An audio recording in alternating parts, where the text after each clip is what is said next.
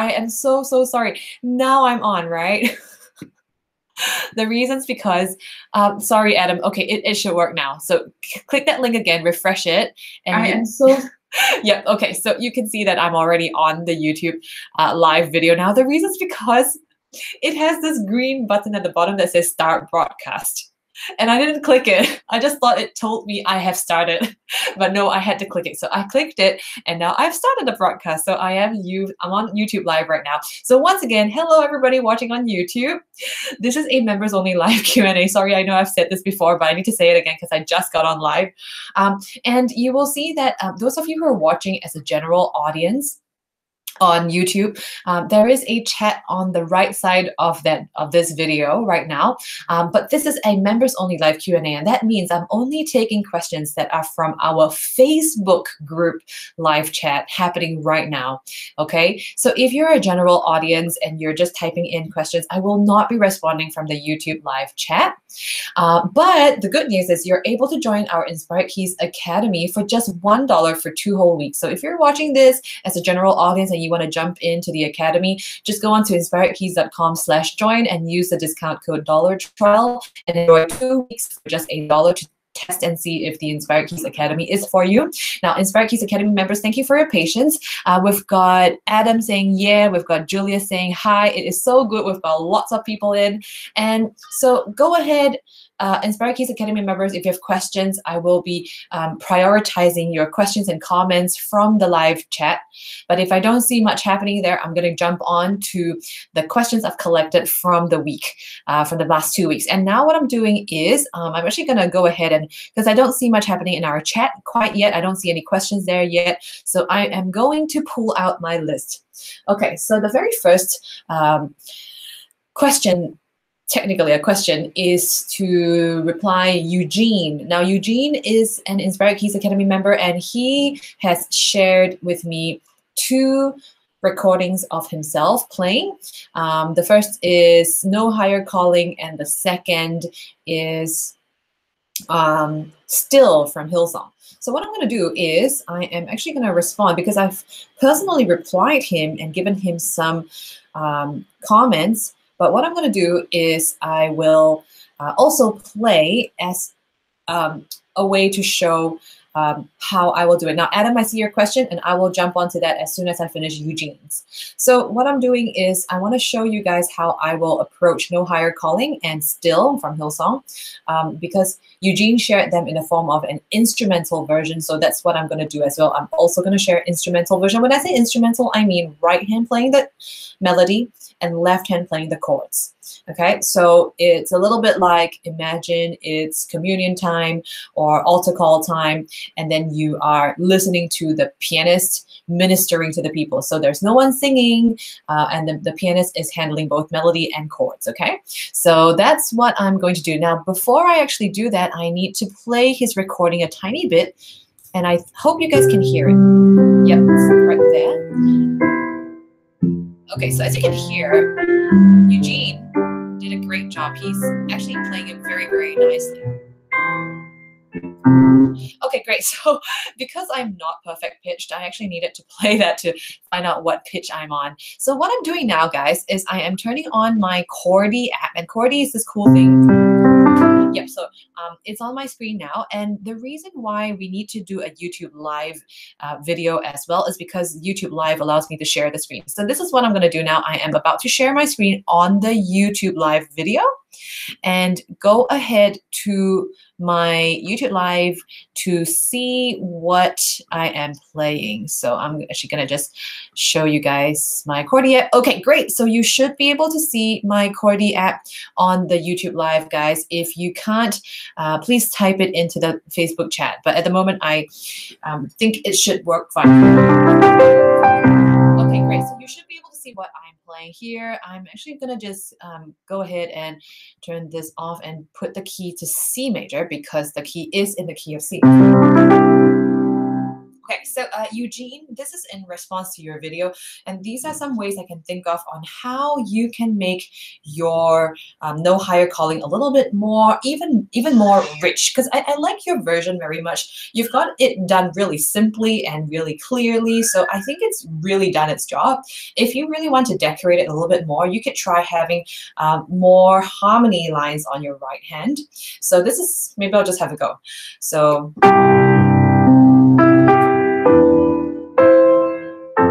what I did was like a 6th interval. So instead of, I'm doing, okay, so that sort of thickens things up a little bit. So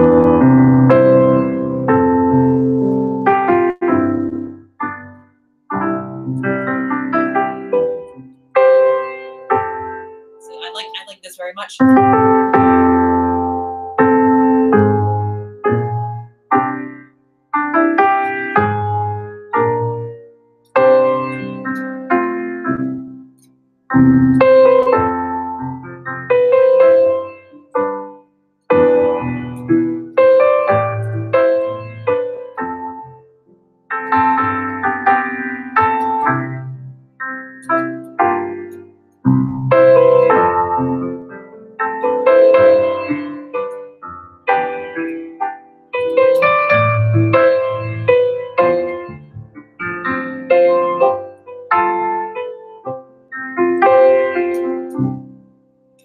So what I'm actually doing is, Eugene, something that I wanted to point out to your recording is the fact that when we went from the verse into the chorus, I think that space in between was a little bit cut short. So it's the part that goes. So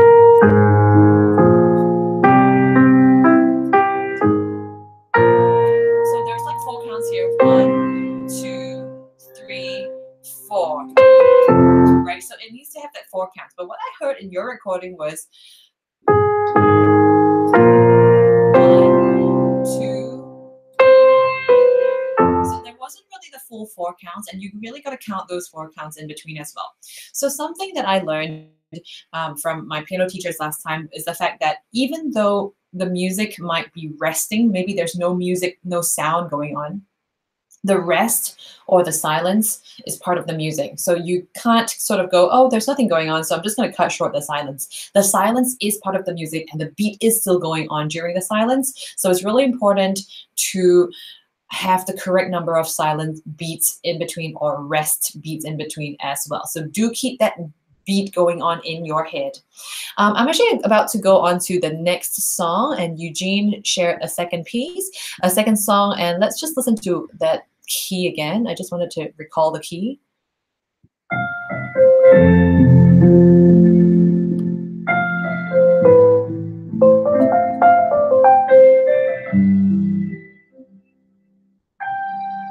So that's Eugene playing.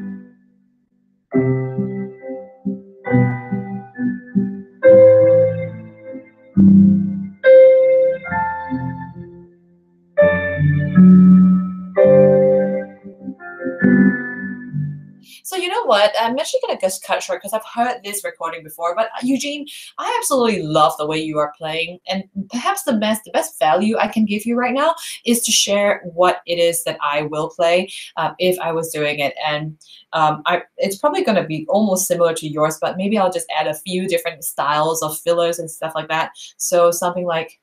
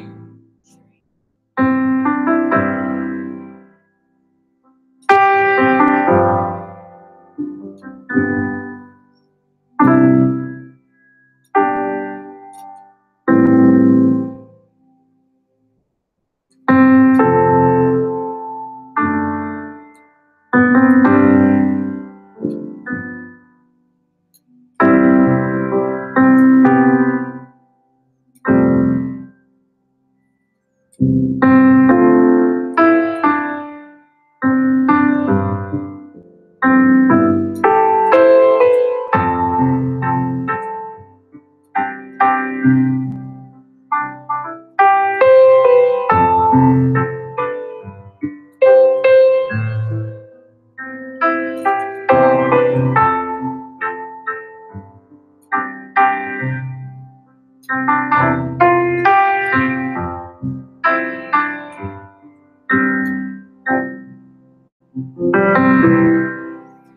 just going to keep it really simple, assuming that it's really a very like a quiet moment. Of course, the song has lots of avenue to grow into a very dramatic and climactic fashion, but I won't necessarily show that unless any of you request for me to do that.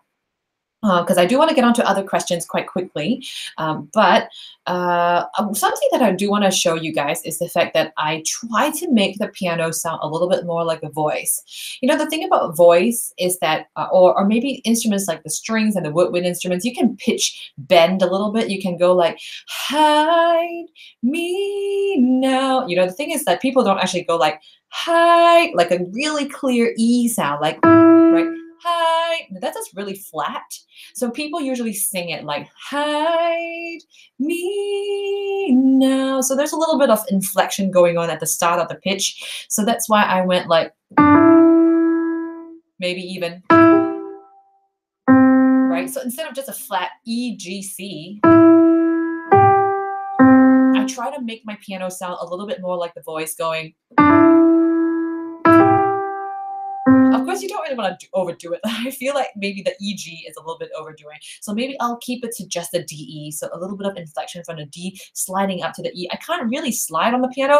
Not that I'm going to use the pitch bend. I mean, I can't always use that. I don't think it sounds so good on the piano. Pitch bends are probably better for like synth sounds or funk kind of sounds for more genres like funk and gospel or neo soul, but not really for a whole lot of piano-based Christian songs. So I'll do.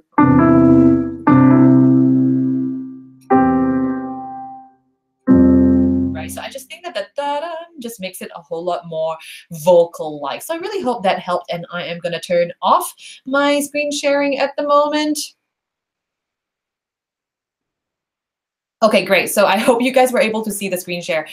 Please tell me if you don't see it, okay? I am going to read the next question. So thank you very much, Eugene, for sharing your recordings. The thing about the Inspired Keys Academy, if you're watching this as a general audience, is you do get feedback for your playing, just like how I was critiquing, or maybe just improving on Eugene's recordings there. So if you would like that, to join us in the Academy and get some feedback for your playing as well. So I'm going to go ahead to Adam's question. Question from Adam Reynolds, Inspired Keys Academy member. Do you find a 61 key MIDI controller to be restricting since it doesn't have the full 88 keys like the piano? I feel like I would miss some of those bass notes. You know what, Adam? You are absolutely right. If at any point somebody invents an 88 key, well, okay, you see, the thing is 88 keys are awesome to play with, but it is going to be too heavy for me, right? Like I am just this girl and I'm not very strong and I don't have a minivan. So I need to think about transport. And of course, I think it would be great if the church has it so we don't have to bring it to church. But if someone invents that, I'm just going to jump right onto it because 88 keys indeed has that awesome factor of you can go straight into the super low ranges, you can go into the super high. And I do feel restricted, Adam, I have to tell you very honestly. And just back over the weekend, we played Oh Praise the Name, and it's a really, I would call it grand. It's a very grand song because it's got all these really low pitches and solemn chords that go like, da.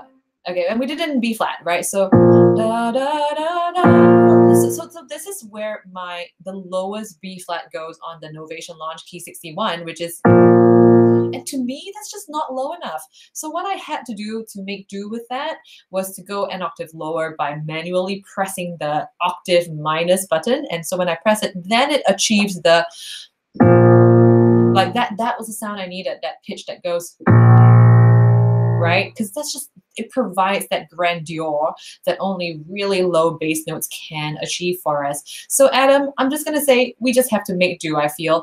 Unless, of course, there are 88 key keyboards out there. Like, for example, my digital piano does that. The problem with the digital piano, though, is it doesn't have the knobs and the sliders, so it doesn't really fulfill the purpose of a MIDI controller for me. So I just kind of had to make do.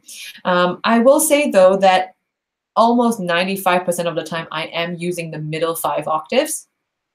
And if you were to watch my recent video, the one I just posted 2 days ago called An Entire Church Service Keys Cam, where you get to see exactly what I played from start to finish of our entire church service just back on Sunday, you will also notice that a whole lot of things I did for that particular context was to fill in for the acoustic guitarist and the electric guitarist, and a lot of it was decorative notes.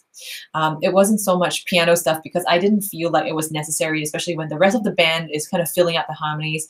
I wanted to do more decorative roles. I found that it's not quite necessary to use the extreme high octaves or even the extreme low ones, just because we did have a basis, so that helped. So yeah, I guess the best thing is if you can lay your hands on 88 keys, go for it. But if you're using something like MainStage and you need something that's portable, then you're just going to make do with the 61 keys. So Adam, one of those things. The day I upgrade to something that's 88 keys, I'll tell you guys, and I'll be so happy. So thank you so much for your question. I am going ahead with the next question from Adam. Question 2 from Adam, do you find, oh, sorry, I'm so sorry. I just realized that I was reading the second question. I'm going on to your first question now. Adam's first question is, when you use MainStage at home, I saw that you use a Bose speaker. It is correct. It's a good old, really old model. I bought it like in 2012. How do you link into the sound system at church? Do you use an audio interface? Now, actually, this Bose system thing is just something I use at home. In church, now there are 2 ways that I know about it. Now, disclaimer, I am not a sound techie person at all. In fact, what I did was I brought everything to church the other day in our new church, and I was like, okay, guys, cross fingers. I hope you have a sound guy who knows what to do, right? Because I had no idea how things work, but I have sort of found out 2 ways to go about it. So in my previous church, what happened was, and I eventually found out this was really kind of like unorthodox, or maybe just not even recommended because it's not like the best sound effects. You know how sometimes you have like a PowerPoint presentation with music in it, and then you need to plug in to the audio cable through your the headphone jack in your laptop? Yep. So that was what happened in my previous church. I was just given this cable, and it basically had that kind of an ending to it. You know, like your typical, yeah, just that, right? Very very unprofessional, I guess. Yeah, so I just like plugged that into my laptop, and I mean the sound came out, but I don't think it was the best quality because I guess that brings on a lot of risks with all that movement and tweaks and pops that might happen and cracks. So I don't recommend that way, although it works. The other way is indeed, like what you said, an audio interface. So I could show you guys what I have. Just give me a sec. I needed to detach the mic that I've got on me, and just give me a sec. It's right here.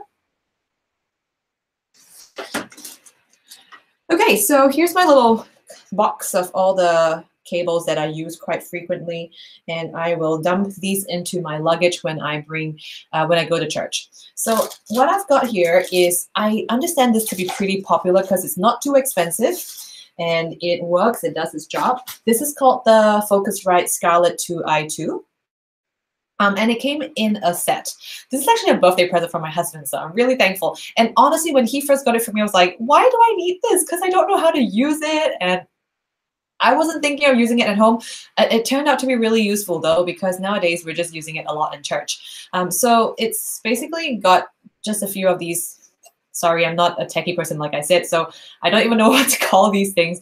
But all I did was, you know how at the back there are these 2 line output jacks? So I plugged out the left and right, left mono and right jacks from the existing piano in our church, and I plugged those out and I plugged it into this.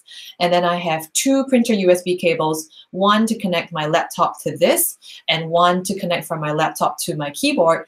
And that way it just worked. So I'm sorry if I didn't explain it very clearly. I just don't know how to tell you. But Adam, if you have any questions about that exactly, let me know again, and maybe I can describe it even more clearly. But basically, yes, I am using the audio interface at church. I do not use the Bose in church at all. Yes, I do use the audio interface, and I hope that answers your question. Feel free to ask more questions if you have. I am going ahead with more questions in our Facebook live chat. for members only. And Adam asks a third question. I saw that you use the Novation Launch Key 61. That's correct. Does it have a realistic feel? It looks like some of the more expensive MIDI keyboards have weighted keys. Yeah. So I guess it's once again one of those things where you have to balance between portability, pricing, feel. It really depends on what you require. What I really needed was portability, because I knew I was going to bring that between home and church a lot, and I don't want to have to trouble people to lug things for me all the time. So I needed to think about something that I can actually carry in a bag behind me. And also think about like the size of your car, right? Because if you're gonna you want to bring things around, you can't afford a car that has if you don't have space for a very long keyboard, then you got to work around that as well. So I will say that even though it is a soft touch key, it's not weighted at all, so it's really light.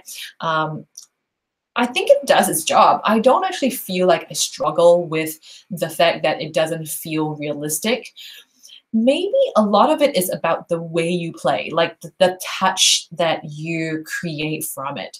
So you kind of need to find a balance between the weight of the keys. So I guess it's not about, it's about just being able to play it in a melodious and a musical manner. So like,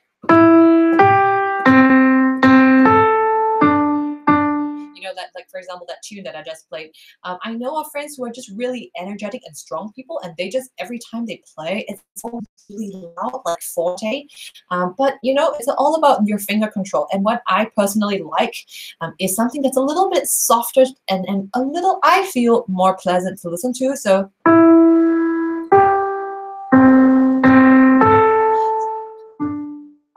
And so what I'm intentionally doing here is I'm starting it soft so I have avenue to grow. So what I wanted to do, and in my brain I actually thought about this, was like me now, keep that quiet, but then the next phrase has a little bit of a swell. Under your wings. So that high A up there, I intentionally make that grow a little bit more. So when you start a little bit softer, you have avenue to grow. So that's kind of how I go about planning the weight of my keys. And I guess I just work around that. I tell myself this is what I want to achieve. And whether it's weighted keys or soft touch keys, I just play around with it and I try to achieve that effect. So I guess, Adam, it's also about flexibility and also maybe even versatility, like how versatile your fingers are in trying to achieve a certain effect on different kinds of keys. So I really hope that answers your question. But yes, so it looks like some of the more expensive MIDI keyboards have weighted keys. You are right. I'm pretty sure there are tons out there. But yeah, see which budget you get. And you know, Adam, if you are shopping for a keyboard and you eventually buy one, do let us know in the Academy what you got, and we would love to check out and see if that's good. And I'm sure if, you know, if something's good, maybe more other people in the Academy will want to buy it as well. So that would be really cool if we all end up like, you know, with the same kind of gear. All right, so Julia says, sorry, can't see your keys. Oh no! Okay, I have great news for you guys. Inspired Keys Academy members, I have actually recorded all of today's video on my screen with my video recording software.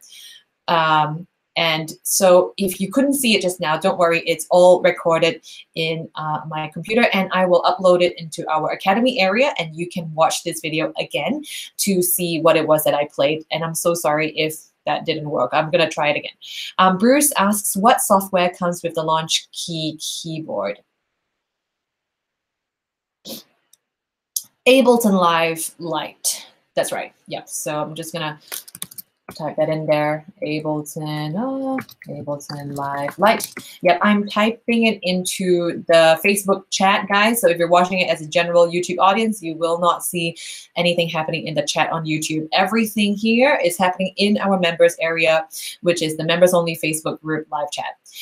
So Bruce, yep, that is what it comes with. Now, I'll be very honest, I did not get a chance to try the Ableton Live Lite because, hello, Ming has just joined us. Yeah, Ming is a keyboardist from Thailand, and it's awesome to have you join us, Ming. Thanks for joining in halfway, and that's completely fine. You can always watch the replay to catch up on what happened. But Bruce, I personally feel that main stage has been just working so well for me, so I haven't tried Ableton Live Lite, and I'm unable to comment very much on that software. Great. I am going on to David's question. He has question 1. I want to play during altar call. I'm learning how to play chord progressions. I still need more help in that area. Can you give a short example by using 2 or 3 chords? And which videos in Inspired Keys Academy should I focus on for altar call and prayer time playing? Okay. So David, I'm going to put in my to-do list right here, like my hard copy to-do list, because sometimes writing just feels good, to make sure that I share with you those resources in the Academy on altar call and prayer time playing. But what I do want to respond to is your first question right now, which is to demonstrate how I will play chord progressions during altar call, which altar call, I'm not sure if everyone goes to the same kind of church, but what I understand it to be is when a speaker finishes the sermon and then says, look, guys, let's come and respond to God. And so it's a really solemn but wonderful moment where people really respond, open up their hearts. Sometimes it's standing up at your seat to receive Christ or to renew your life and rededicate your life. Sometimes it's to come forward to the front of the church, which is technically like the altar, and then people just coming to the front and just meeting with God. People could be kneeling down, people could be standing with their hands up, but people are being prayed for, there's praying, there's worship going on, and it's just a really wonderful moment. But typically the music would be a little bit softer, it would be a little bit more meditative. Sometimes you have the full band going on, but seldom is it really like a loud, dancey moment or praise moment. It's usually like a quieter worship, reflective, contemplative moment. Okay, so I am going to give a short sample of using 2 or 3 chords. Yeah, it's definitely possible to use just a few chords. Okay, so I'm going to give it a shot again. Guys, go straight on to our YouTube live video now, and I'm going to try and share the screen. I'm so sorry if I actually did not press the present to everyone button. Let me just try that again. Okay, so you are screen sharing, present to everyone. What does that mean, present to everyone? Ah, oh my gosh, yes. Guys, you should see my screen now. I'm so sorry that I didn't press the present to everyone. Why am I not pressing these things today? I'm sorry. Okay, so I'm going to go ahead to my Chordy app, and I'm just going to use the key of C just to keep things simple. And yeah, please tell me if you type it into our Facebook chat if you can see the Chordy app. And so to demonstrate for David, I'm going to show the use of piano and pad. So I hope you can hear the pad nice and loud there. And David, you were asking me to show some sample chords of 2 or 3 chords, right? Now, I can think of 2 chords that are my absolute favorite, and that would be something like a chord 1. Okay, so as you can see, what I'm doing is basically it's a ton of 1s and 5s, 1, 5, 1, 5. Okay, but then I'm adding in a 2 to create that open contemporary pop kind of feel. So this is my first chord. Okay, then the second thing I'm doing is the next chord is also called a chord 4 over 1. So basically it's like a chord 4, which, right, and with a 1 on the bass. So, okay, but I don't like the way that sounds because I feel like that voicing is just not so nice to listen to. So what I'm doing is, instead of just moving all the way up to here, I am keeping to this zone, but I'm adding a 4 on my right hand. So all I'm doing is that.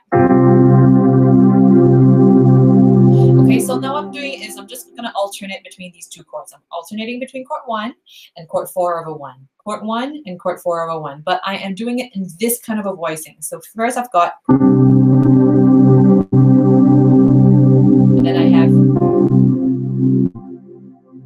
now 4 resolves very nicely down to a 3. So I'm actually going to move that middle 4 or the F down to E.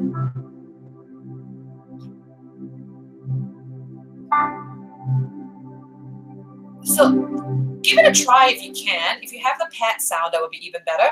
And just give it a try. This is extremely beautiful and quiet and still, but lots are going on in terms of the harmony. So let's try that again. Let me just show you. Just pay attention to my right hand, the D, E, and F. Well, I'm just alternating between these three notes on piano and pad sound, and you can hear for yourself just how nice and still that goes. Okay, so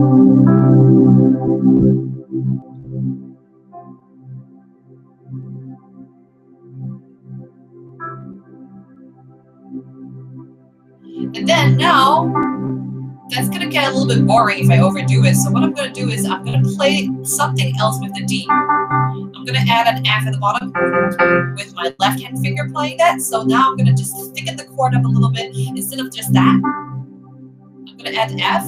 So it starts sounding like, and then I'm going to do a, and I'm going to play an A on the left hand as well.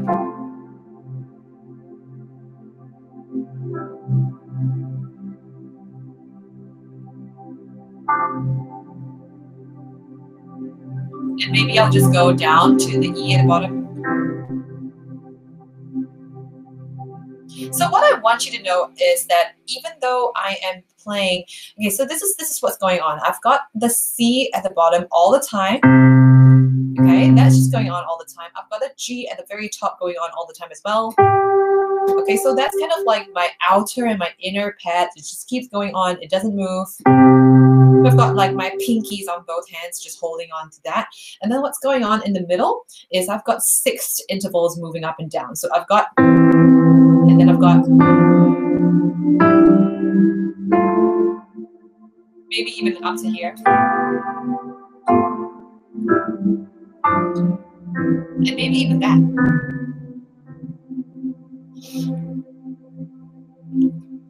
So what I want you to know is the sixth interval really just sounds beautiful and very pleasant. So when you put all that down together, so you've got the 1 at the bottom and the 5 on the top, and then you put in the sixes just moving up and down. Maybe you can just jump between them. You don't have to go up and down by step all the time. So something like,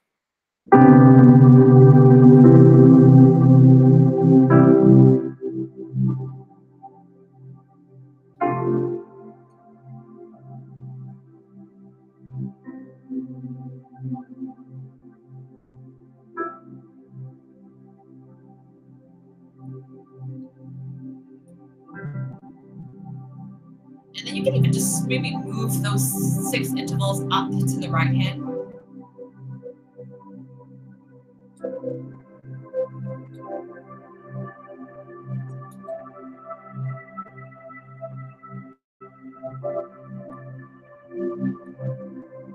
And what I feel about the whole left hand bass note staying on the C thing is just, it makes the atmosphere so still and so calm. When your bass note moves around a lot, that's where I feel there's a lot of movement and a lot of hurriedness, which kind of doesn't minister to people as nicely during a very contemplative moment like the altar call or prayer time.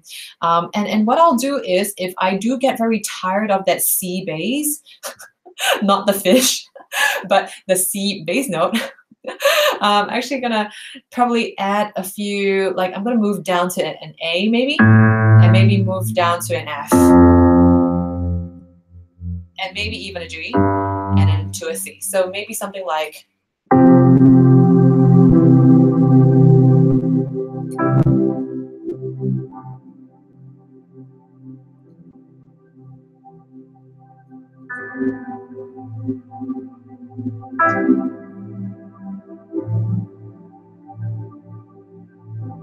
so now the A minor harmony, because it's a very minorish kind of sound, might sound a little bit depressing. So I try not to hold it too long on the minor chord, and I'll resolve that down to a,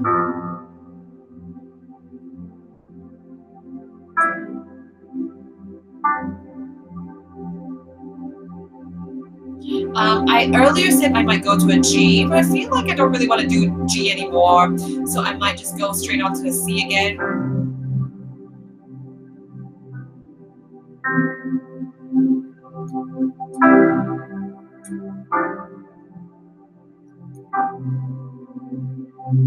Yeah, so I really hope that that helps. David, let me know what you think in our Facebook chat, but I really hope that helps. And yeah, those are really just kind of, you can call it two chords really, because it's really primarily just lots of C's and lots of F on the C bass. So let me know how you feel. I really hope that gives all of you some ideas on what to play for alto call, and keep it really light, keep it really still and simple. And I just hope that that's gonna be something you give it a try with. Watch the replay and pause the video, copy what I do, and experiment it on your keyboard. If you have piano and pad, that will be even better. What I really like about both piano and pad is that it gives you the avenue to hold for a nice long time. You don't have to keep playing. If it was just piano, everything you play just fades off in 10 seconds. So you got to keep playing to create sound, and that creates a lot of movement and a lot of hurriedness. It's just not so good for contemplating, for sort of reflective music. But then when you have too much holding on, and then it gets boring as well, it doesn't really, I mean, people might fall asleep in something that's a bit too still, right? I mean, I've got people telling me like, oh, what you played, that announcement just made me want to sleep, right? So I'm like, what? So I decided I can't just have pads all the time. When you have a bit of piano, you add a bit of percussive sounds to it. And then when you play something, it just creates a little bit more of a percussion, like da da da, just kind of adds a bit more movement and hitting effect to something otherwise really still. So yeah, give that a try and see if you like it. If you have piano and pad, that'll be even better. Cool. I'm just going to go straight on to the next questions from our live group, our face group live chat. Julia says, I have a Yamaha Motive XF6 and wanted to know if you used MainStage on it. So Julius, I think it's a Motive XF6 sounds great. I've actually tried my hand on the Motive and I was very close to buying it. I have the really, really old Motive though. I think I have the Motive XS6, and that was an elephant of a keyboard. Like, it was 61 keys only, but it was so heavy and I wasn't able to lug it around, which is why I was like, the next keyboard I buy, I must be able to move it. So that's why it was a no version launch key. But Julius, the thing is, if it's a keyboard that's relatively new, especially at the back, there is a square USB port, it probably will work with MainStage. And I think the only way to do it is to try it. But as long as it is not ancient, it's not a really, really old keyboard, most keyboards will work well with MainStage. But the thing about using a keyboard is you also might want to use something that has knobs and sliders so that you can map different levels of whether it's reverb or delay onto those hardware knobs and sliders. So people who work around that they use another controller, something like the Chord Nano Control 2.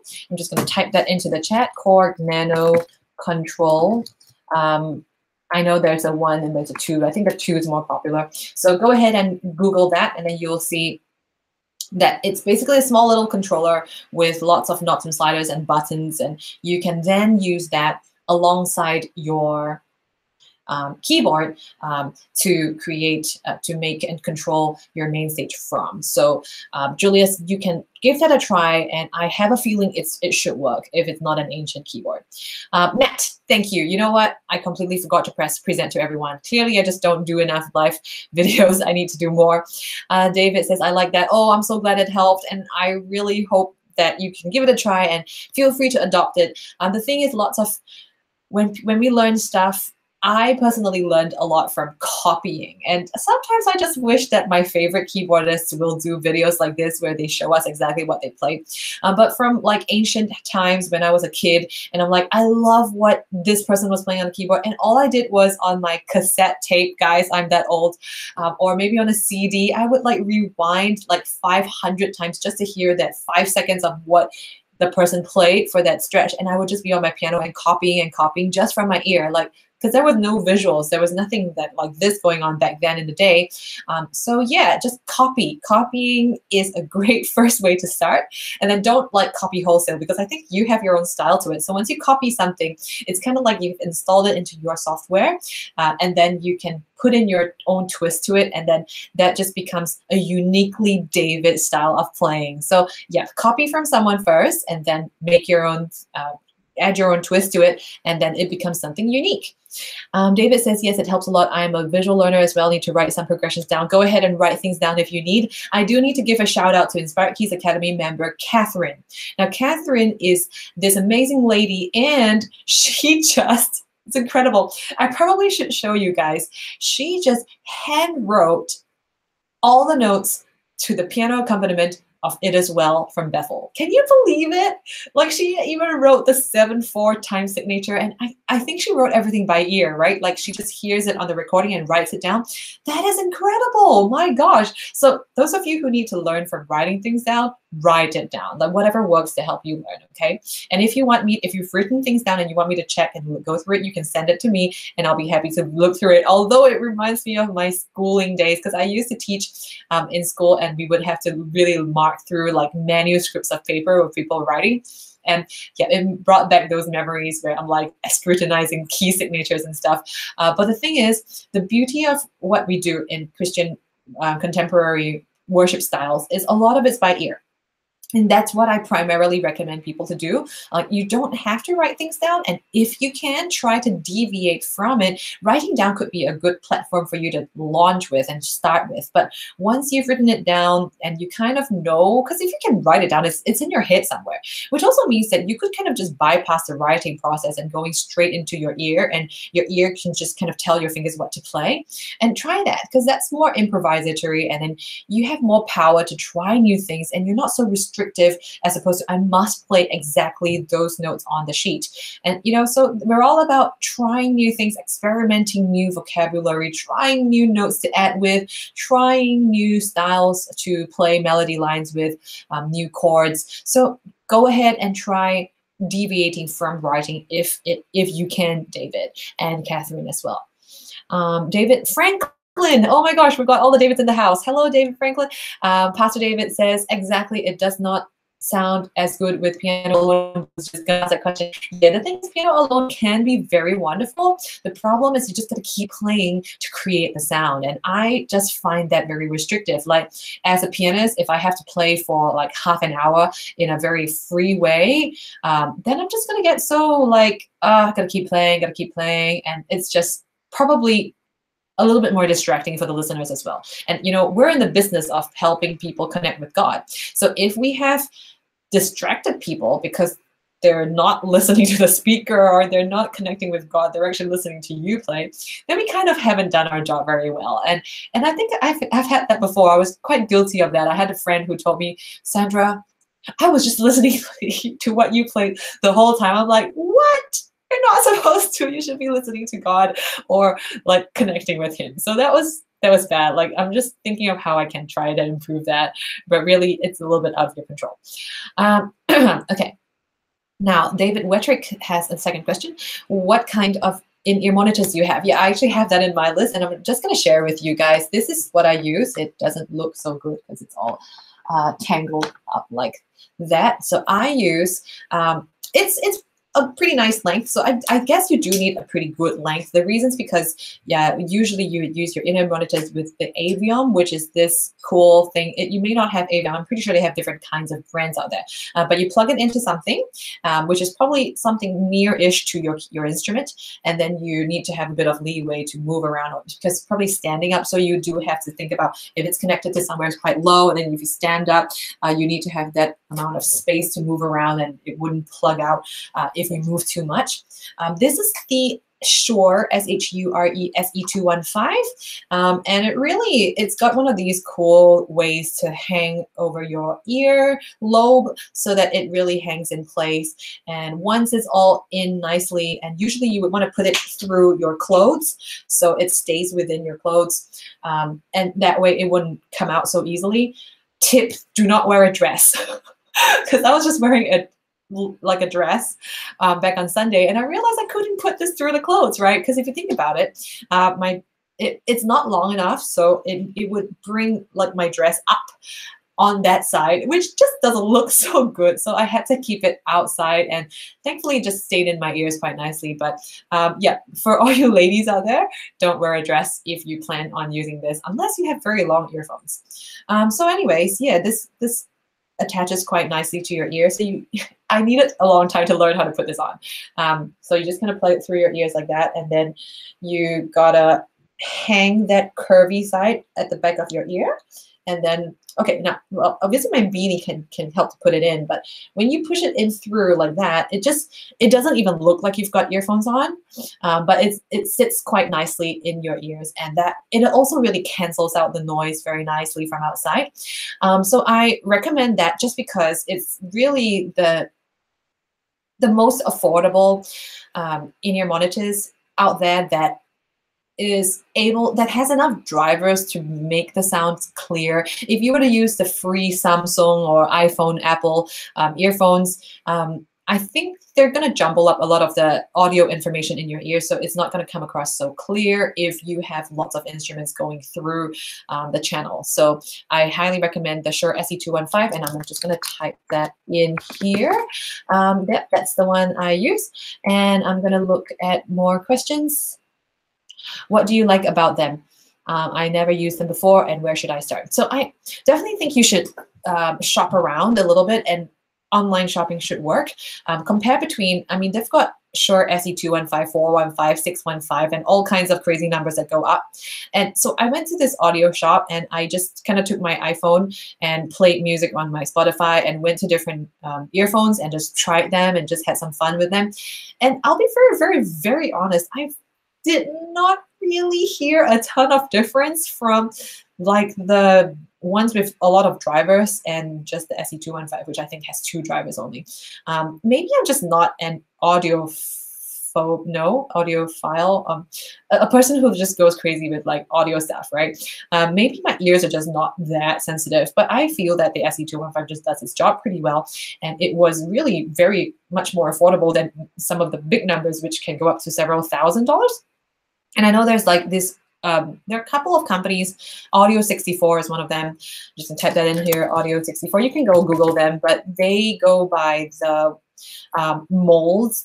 Apparently they send you the molds and you put it into your ear, and then they use that mold and they create your super personalized earphones, right? So it fits your ears only, and then those fit really nicely and sit super nicely into your ears. But I know that they cost a lot of money. But I did speak to our worship leader back on Sunday, and he decided to invest in that because he serves so often, it becomes like super worth it. So if you're going to use it very often, you might as well just think about spending money to create super, we call it what, personalized earphones. So you can use the mold, and they make an earphone out of your ear mold shape basically. And that is quite the next level. So I guess if I have some spare cash to throw around, I might go try that and let you guys know how it goes. Yeah, so what do you like about them? So David, I hope I answered your question, and please go ahead and ask for further questions if I didn't quite answer it enough. Okay, great. Can you send me a link later to purchase a set?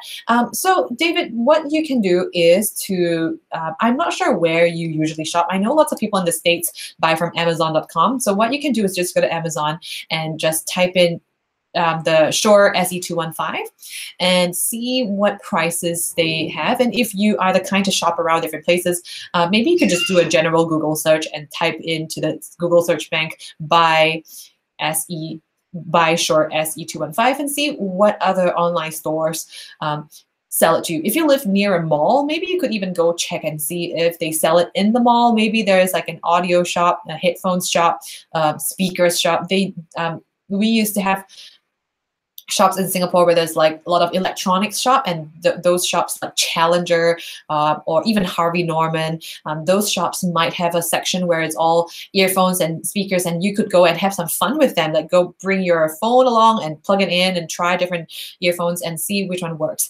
But typically I will say you invest in one if your church has these aviom systems. I really don't know what these aviom systems are called. But basically, you plug it in and you can control the levels of all the different other instruments in your band. And that is really where you want to use these in-ear monitors. And to be honest, if it's just casual listening to music in your phone or podcasts, the free earphones can do a pretty good job with that. Like, I don't really like using this when I'm watching movies and stuff. So you could, but you could definitely use it for all kinds of purposes for in-ear listening. So I really hope that helps. David asks, so do I need software to use the in-ear monitors? Nope, you just plug it in as usual, just like the typical earphones. Cool. Okay, I'm so glad that helped. David gave a thumbs up. I am moving ahead. Feel free to ask other questions if you guys have questions. As Inspired Keys Academy members joining us in this live chat. Adam says wave. I'm not sure if that means you need to jump off, but if you do need to go, that's all right. You can always watch the replay. I am going ahead to the next question. Okay, so David, earlier you asked the question about what to play during prayer time. So I think I've answered that, so I'm going to move on to the next question now. Julius, wonderful. Julius asked the question on how to play different styles of arpeggio. And at this point, I will now turn on my screen sharing so you can, right, David Franklin, thank you so much. He says, try this site, bhphotovideo.com. Yep, have a go and see if that works. As long as it delivers to where you live, that's fine. Now, Adam says, can you see my messages? Adam, I am just scrolling through our chat. I don't think I saw your questions. No, actually, Adam, if you're referring to your 3 questions, the one about the main stage using both speakers and the 61-key MIDI controller and the Novation Launch Key 61 realistic feel. If you're referring to those questions, I've already answered them. You can just watch the replay. I've talked about it earlier in this video. So I saw those messages, but I'm not sure if you typed in some more. Because Adam says it wasn't working. So, okay. If you sent anything else besides those 3 questions, you need to send it again because I don't think I saw the other questions if you did send them. And you can try. I think it is working now. Wonderful. Okay, moving on. And Adam, you can ask a question. I'll get back to it once I finish this next question.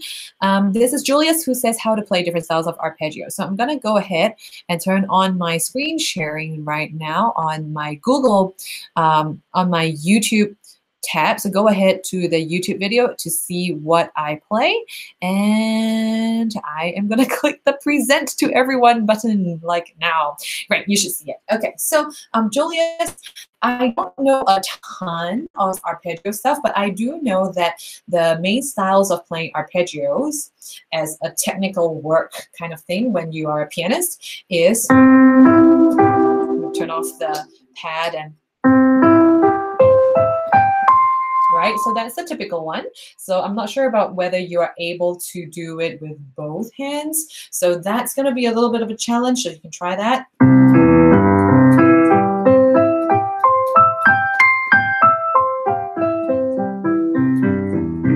Okay, so that's one style to play.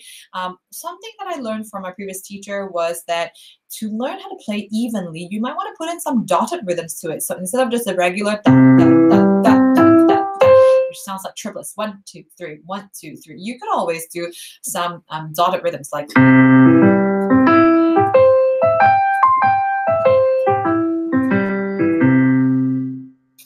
Okay, and then you can reverse the dotted rhythm. So.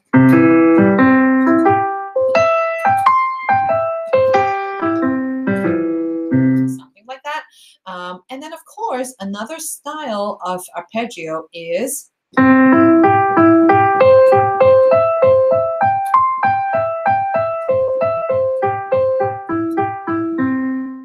So that style is a little bit more like back and forth. 1, 2, 3, 1, 2, 3. So every step you take, every 3 steps forward, we take 1 step back, and then you redo that shape. So you can always think of it as that's the first shape, second shape, third shape, fourth, which is the first shape, and then you break these shapes up like, and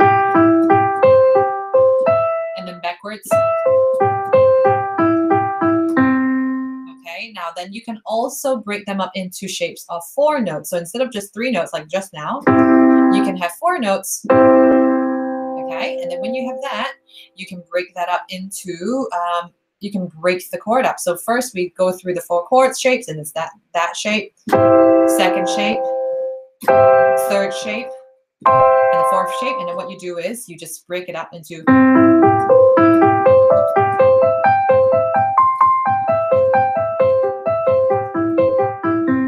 Okay, so I guess the challenge is once you can do it on right hand, you want to be able to do it on left hand. And then when you can do left hand, you want to do both hands.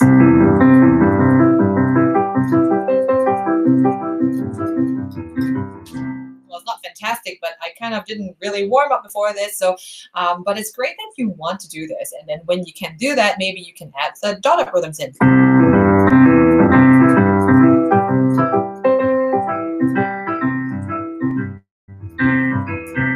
Okay, you can try that. And then, of course, these are just good old major chords. So if you want, you can try minor chords. And then you can also do some other kinds of chords. Back when I was doing like grade 8 scales, when I was preparing for an exam, we would have things like diminished 7th chords. So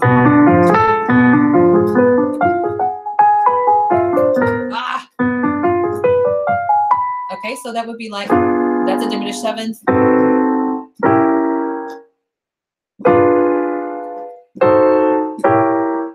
Right, so these are obviously chords that you wouldn't want to use in worship because they just sound so like completely tragic, right? So, but if you get the diminished 7th chord, then you can break it up and you can play it as arpeggios, either in the traditional, going up all the way and down all the way,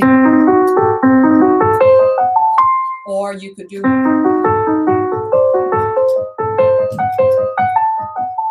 So Julius, I really hope that this helps because there's so many ways that you can just go about doing these. Yep, you should see me back here. Yep, you can go ahead and try these different styles of arpeggios, but have some fun with them. And I can't wait to see if you will give them a try. And if you have further questions about arpeggio patterns, you can just let me know again. And we can even have a one-on-one member call so I can see how you're playing at the moment. So Adam says, I think it's working now. Cool. So I don't see any new chat going on in our Facebook Live. I'm going to go ahead with my questions that I collected from the week. Tracy says, what is the best way to video for critique my phone? Okay, so basically Tracy is asking about how to record herself play to share it in our Inspired Keys Academy members area. And so you can go to inspiredkeys.com/record, and that will have quite a few bit of information that you can, I'm just typing it in inspiredkeys.com/record. And people in the general public, you can also access that video right there. Basically, I shared a few ways on how you can record yourself. If you want to go really techy, you can do what I do, which is to use the, hello, Sarah, for joining us. Great to have you here. Sarah is another Inspired Keys Academy member who just jumped on. But basically, the most basic thing we need is the audio. So if you want, just pull out your iPhone and or whatever phone you use and just use the voice recording app. So I think most phones come with that app right now. It's just usually is already in the phone. You can do a search for it. I know that it's called Voice Recorder in the iPhone. So go ahead and use that. Just hit record, put it somewhere nearby and just start playing, and then share that audio file, and that will be good enough. Now, if you want to use video, it can be a little bit tricky because usually the ideal thing is to have something hanging on the top, and you got to grab something that grabs onto your phone. Like what I used was this. Okay, let me just go get it. It's right here. I grabbed this from a tech shop back when I was living in Kuala Lumpur, Malaysia. And I find it really useful. So it looks like that. And I'm sure you can grab this on Amazon. I've seen a ton of it. Just search Google like phone holder or something. So if you have this, this will be great. What I really like is that you're able to attach this quite firmly on whatever it is that's nice and stable. For me, it's a bookshelf. And then just tighten that up here. And then you can then lengthen this into any shape you wish. And then this grabs onto your phone nicely. And then you can hit record on your camera and you could record a video. So that's very useful and it's worked very well. It's the way I produced quite a lot of my my very first few Inspired Keys videos. Go look at those ancient videos from 3 years ago. That's embarrassing, but at least it gets some kind of learning going on. So you can try that if you haven't already, Tracy. So I really hope that helps. And yeah, go to inspiredkeys.com/record and see if that helps you as well. I'm going to go ahead with the next question, which actually is my last question. Cynthia asks, Sandra, one of the songs on our song list this coming Sunday is Alive Again by Planet Shakers. Now, Alive Again, I confess I haven't been listening to Planet Shakers, so I'm going to have to take some time to check that song out in a minute. We use backing tracks for our praise songs, and I struggle to know what to do on the keys for upbeat songs of this nature when there is a synth player as well. Okay, so Cynthia, this is what I encountered when I was doing a youth rally come evangelistic crusade. We did a ton of Planet Shaker songs and we also used tracks. And I think for Shakers, unless you are this like crazy, awesome, like you just spend all day creating main stage patches for the song, you might as well just use tracks, just because Shakers just has too many of these crazy, awesome effects. And the thing is, we used to have the tracks as well. And then I had nothing to do. What I did was I just kind of danced. I just danced on stage. I actually had this video of me dancing. And actually what I'll do is I'm gonna see if I can share that on here because it's just ridiculous. Let's see if I can pull it up real quick. No, I don't see that video. Okay, once I find that video, I'm probably going to share it like privately on our Academy group because it's a bit too embarrassing sharing with the general public. But basically, because there was nothing the keys could add value to when you have the track, right, from multitracks.com or wherever, it just fills up all of the roles. And if I were to just add in a little bit of, hi, Shinzia's joined us. Hello, Shinzia's from Malaysia, and it's great to have you. The thing is, when you have something like a Planet Shakers track, you just have all the roles filled in. So what I tried to do was to just doodle a little bit on the piano, but I realized it just didn't gel because the piano sounds don't always match with praise songs from Planet Shakers. So, Cynthia, my answer to you is sometimes you just don't have anything to do and it's okay. You can dance, you can raise your hand, you can worship God, and you can sing, and you can, you know, the thing is when we're on stage as worship musicians, we are leaders, right? I mean, if you read the Old Testament and you know about how important the Levites are and you know how important the priests are, they are selected because of their spiritual integrity. Sometimes, of course, the Levites are just picked because they are Levites, right? But it's a spiritual role. It is also a leadership role. So even if you feel like I'm just there playing some music, I'm not a leader, but you actually are because you're on stage, which makes you easy to look at. Like people are looking at you, and people actually get a lot from the posture, right? The way you stand, the way you play, the way you sit, maybe the way you talk, the way you move. And if you are looking very uninvolved with the worship, then people might actually be staring at the way you do that. But if you are really like worshiping and, you know, you have a free moment and you raise both your heads and you're singing and you're closing your eyes and you're just participating in the worship as a fellow worshiper, trust me, people are just going to go like, wow. And then they'll probably be joining it because the thing is, as humans, monkey see, monkey do all the time. And then when you see someone role modeling that posture of worship, you are helping others to do the same. So I would highly recommend, Cynthia, if it's a Planet Shaker song, and maybe I'll just take a quick YouTube on how the Alive Again sounds like. If there's nothing to do, then don't do anything. Just model that worshiping posture and I think you're just going to be blessing a lot of people by just the way you look even. So Alive Again, Planet Shakers. I'm just going to load that song and let's just see if there's anything I can add.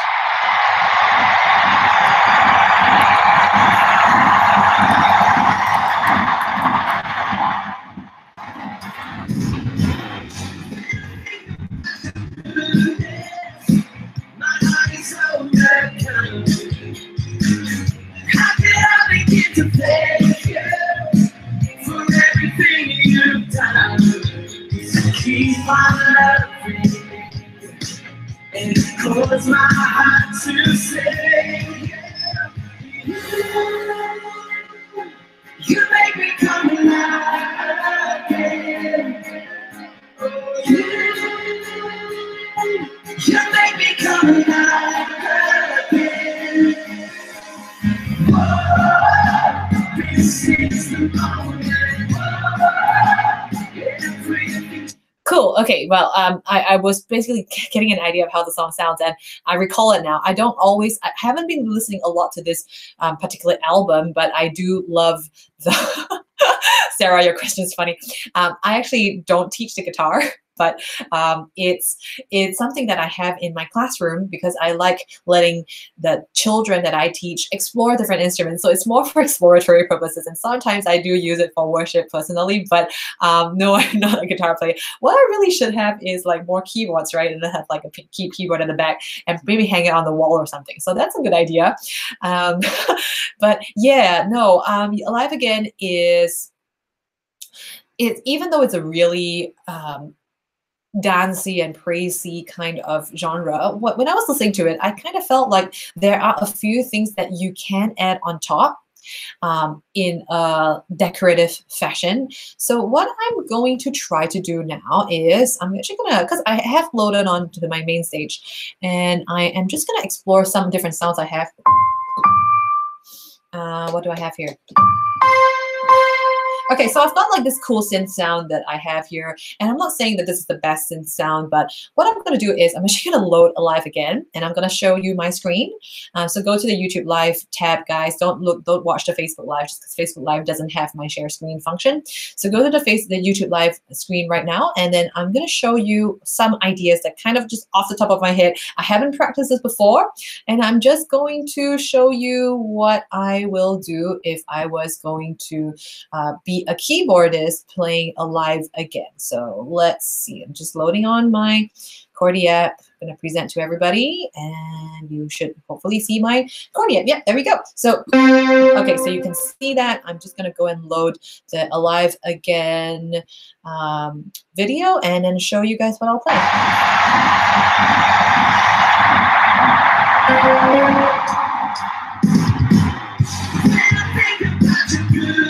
Nothing here. I'm not going to do anything. How could I begin to thank you for everything you've done? Keep on loving.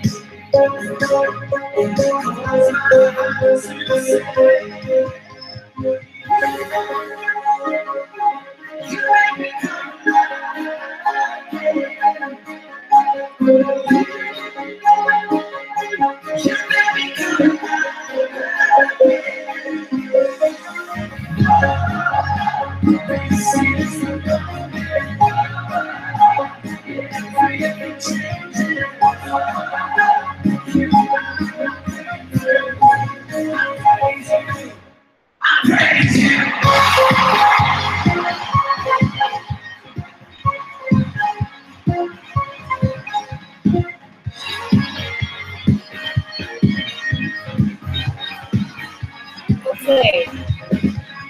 Okay, so okay, I hope you saw what I was doing there.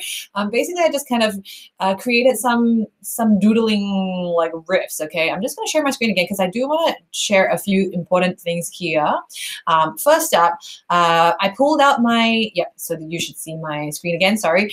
So you should see that I did like at the pre-chorus, I think, and then so during the chorus I did.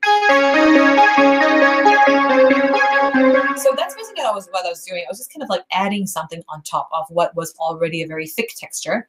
Then at the end of the chorus, you heard this turnaround, right? Basically, it's this instrumental interlude. And at that point, if you want to listen to the whole band, I know there's a lot of hero moments for the electric guitar and for the bassist. So I just feel that if you want to add stuff, you need to be sensitive to what else is happening to the band, and you don't want to overstep their roles. If they, I mean, look, that electric guitarist and that bassist probably practice really hard to get that section correct, right? So if that's their moment to hero and to have the limelight, then don't steal their thunder and just don't play anything during that section, but add stuff at moments when you can add.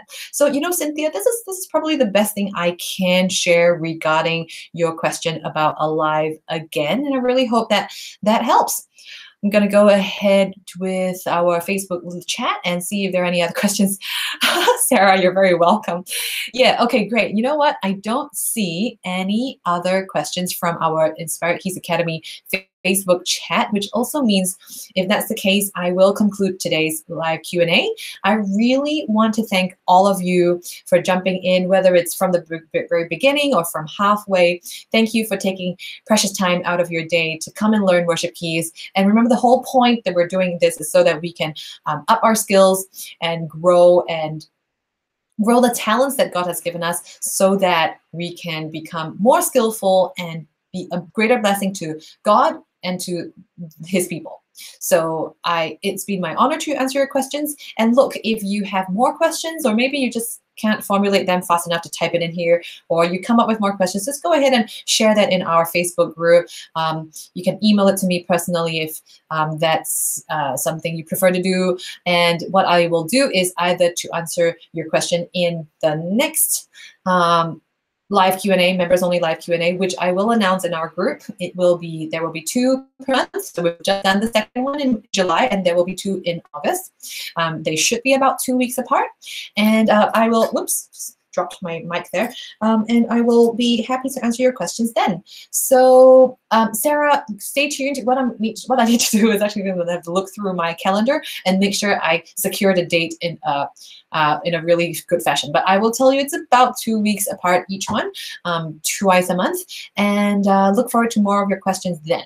So those of you who are watching on our YouTube live platform and you are not yet an Inspired Keys Academy member, this is very much for you as well. You just need to join the Inspired Keys Academy as a member, and then you can join us in our live chats, and I will answer your questions with priority. So to do that, you can join the Inspired Keys Academy for 2 weeks for just $1 to just have a trial and see if the Academy is your thing. And to do that, you can just go to inspiredkeys.com/join. And I'm just typing that there, inspiredkeys.com/join, and use the discount code $trial. And you can join us for 2 weeks for just $1 and see if the Inspired Keys Academy is your thing. You can access all of our course videos and get access to the 31 Days to Better Worship Keyboard Playing ebook, and also get your questions answered with priority and join us for these live member calls. But in the meantime, I am looking through some of the questions from YouTube Live, and Sebastian Flores, yes, you could watch what it's, I was talking about the interface, and you could see more over there. So wonderful. Thank you so much. Oh my gosh, Justin. Justin from my church was just here. Hello, Justin. Great to see you. And Donnie says, love this channel. Thank you so, so much. And Gareth, thank you for joining. Sebastian, thank you for joining. Even though I wasn't looking at the YouTube live chat, I still want to appreciate you guys and thank you for joining as well. And I guess I'm going to go have a little break and stop talking for a while because it's been a lot of talking. And Bruce, you jumped on, you said, what time is it there? Bruce, it is 11:14 a.m. I've been talking for an hour and 14 minutes, so that's a lot of talking. Thank you so, so much, guys. I look forward to Academy members. I look forward to more interactions with you in our Facebook group. And I will see you in our next member call in about 2 weeks. And thank you for joining me. Have a wonderful rest of the day. Have a great morning, a great afternoon, or a great evening, wherever you are in the world. Thanks for joining, and I'll see you in our next video. Bye.